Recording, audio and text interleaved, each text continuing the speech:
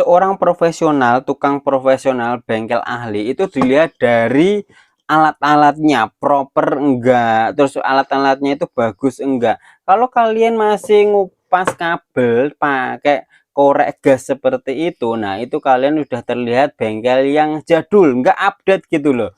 Alatnya aja enggak proper. Jadi untuk keraguan apa ya, enggak profesional gitu ya. Jadi ini loh, ada yang namanya tang pengupas kabel khusus untuk mengupas kabel, dan ini sudah komplit, sudah ada untuk motong kabelnya juga di bagian sininya. Nih, aku kasih tahu, aku kasih lihat nih. Nah, di sini ya, buat motong kabel. Tuh.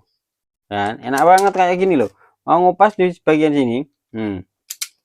Tuh.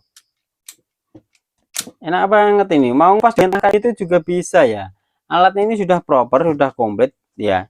Kalau kalian mau beli itu ada di produknya, ada di sini nih, di sini.